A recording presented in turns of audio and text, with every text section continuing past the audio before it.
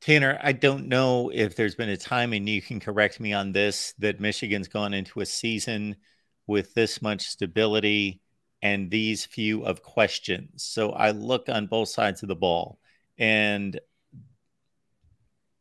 really I'm looking at a second, third cornerback position. How are they going to find the right guys that are going to have to match up in 4 and 5 wide receiver sets? And who are those guys going to be? Not that they don't have the guys, but who are they going to be, and in what order? And are they going to play well against the elite wide receivers in the league? Other than that, there's some discussion about distribution of carries between Blake Corum and Donovan Edwards, but it's most likely the best running back duo in the country. So no questions there. The backup quarterback, a question. The most important guy on the field. If something happens, if nothing happens, then he's the least important guy in the roster. So that all depends, but that's pretty much all I've got in regards to question marks on this team. To answer your initial question, so I'm 28 years old. So I was born in 95. I don't remember 97, but I know going into that year, they had lost 4 games back to back. And Lloyd Carr's going into his 3rd year after the dismissal of Gary Moeller. And, there was really no significant hype around that team. Turns out to be one of the best teams in Michigan history, with Charles Woodson on the roster. Tom Brady's on that roster as a backup. I mean, just absolutely loaded from a talent perspective.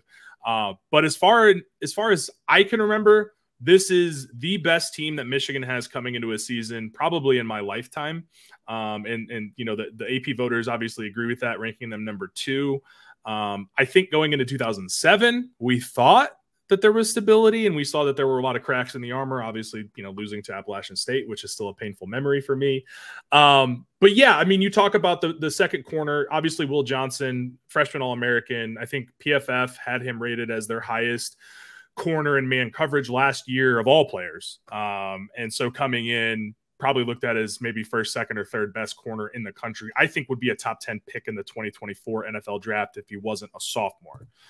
Beyond him, you have Mike Sainristil, who was a converted receiver last year, played the nickel corner spot. Fantastic football player. I mean, to be able to switch from receiver to corner in one offseason, and I mean, they don't win against Ohio State last year without him. I mean, he made some big-time plays all season long, but especially in that Ohio State game, had a huge pass breakup on Cade Stover in the end zone that forced Ohio State to kick a field goal. So beyond him, they bring in Josh Wallace, a grad transfer from UMass, who all reports say is a sponge. He's soaking everything in. Very similar to Olu Oluwatimi coming in last year as a center from Virginia. Obviously different positions, but just the way that they carry themselves as a leader, even though they just got on campus. Heard nothing but great things about Josh Wallace. There's a true freshman, Jair Hill, who flashed in the spring game. He was an early enrollee. So he's a guy, top 150 recruit, big time 4-star, a lot of offers, a lot of schools wanted him to commit last December and ultimately picked Michigan. He's a guy who's going to get a lot of run. Amarion Walker is coming into his 2nd year in the program, 6'4", 200 pounds, freak athlete. They're trying to teach him the corner position, right? And so it's going to be something where he's a little banged up right now too. I think he's got a soft tissue injury of some sort of muscle issue at the moment. That's good. It's fall camp. Guys get hurt. Guys get dinged. But all the measurables are there. It's just, can they teach him to be a cornerback, right? And there's a lot of other guys. Jade McBurrows is a guy that's had a lot of hype. He unfortunately tore his ACL, I believe, in the lead up to the Orange Bowl against Georgia in those practices. So last year he was not fully healthy.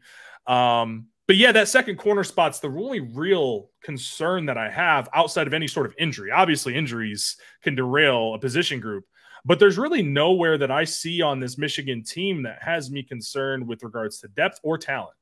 You look at this offensive line, there are 8 guys who have a combined 151 starts in Power 5 football.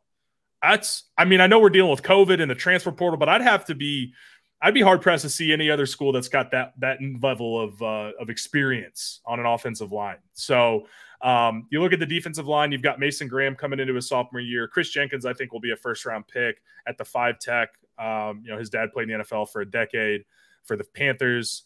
And it's really when we have these conversations, whether it's on your show or on any show that we do, it's almost like I feel like a homer because I'm sitting here just, you know, just gassing every single position group. But it is hard not to be excited and encouraged about the level of talent, the level of experience, and the level of depth at every position on the field.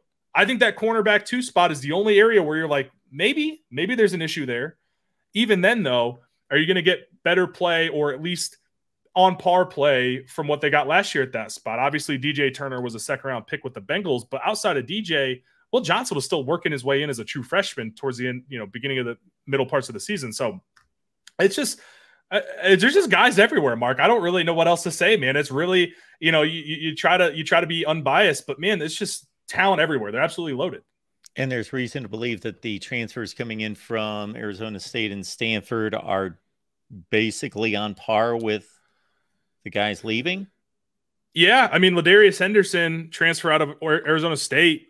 He's a younger guy too for his class. I think when he got to Arizona State, he was starting as a true freshman at 17 years old. So he's a guy who's got a lot of experience. I believe he's only 21 years old, but he may be a 4th or 5th year guy. I mean, he was a 3rd or 4th round pick, I think, projected in the 2023 draft. He is projected to be the left tackle. Now, Jim Harbaugh has mentioned Carson Barnhart's name, who has played a lot of football for Michigan in his, you know, I think this is his 5th year in the program at this point. Played a lot of good football, maybe athletically limited with the upside, but a very sound guy, you know, very technical. And he's played a lot of football across the line. You know, he played right tackle. I think he's played some guard in there as well. But I think all of us kind of think Ladarius Henderson's going to be the guy at left tackle.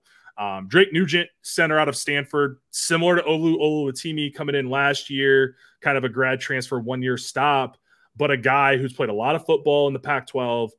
PFF had him as one of their top centers last year, very similar profile to Olu coming in last year, and we saw what that did to the offensive line, just took them to that next level when it comes to being able to run the ball and the athleticism on that line. I mean, you saw Olu Oluwatimi pulling. You don't always see a center pulling. Like, you got to be a special kind of player to be able to pull from that position. So, and then Miles Hinton, his brother Chris Hinton played at Michigan from 2019 to 2021. So there are a lot of newcomers, and there are a lot of guys who just been in Michigan's program.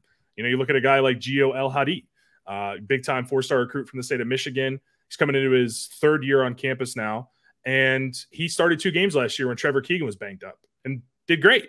I didn't notice him. That's a sign of a good offensive lineman. When you don't notice them, that means things are going well. So there's just so much talent. Obviously, Trevor Keegan, Zach Zinter are back. Both, you know, I think Zach Zinter could potentially be a 1st-round pick and, you know, sneak into the late 1st rounds because he is a monster. Trevor Keegan may be more of a day 2 or day 3 pick, but I mean, just absolutely loaded on the offensive line position. And that's not even including some of the younger guys who are getting coached up, who are coming up through the program, getting in the strength and conditioning, and, you know, transforming their bodies to what it takes to be a Division I offensive lineman in the Big Ten. I mean, there's probably 15 guys that are going to be, you know, very solid players at some point in their Michigan careers on this roster at this moment, or even at another school if they can't see the field at Michigan.